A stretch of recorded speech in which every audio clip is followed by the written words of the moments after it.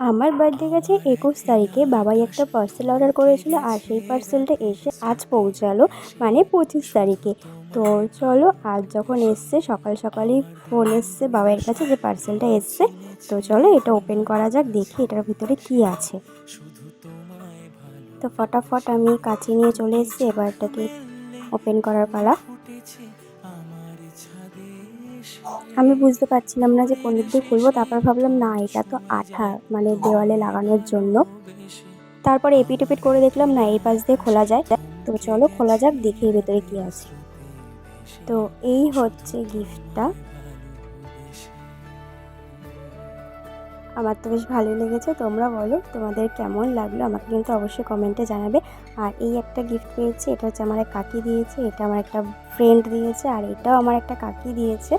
আর এই একটা নাইটি পেয়েছি, আর কিছু চকলেট পেয়েছি, ওগুলো খাওয়া হয়ে গেছে। আর একটা কাচের গ্লাসের সেট পেয়েছিলাম, ওটা নিচের ঘরে আছে তাই আর দেখাতে পারলাম না। আর এই ড্রেসটা আমার মা দিয়েছে।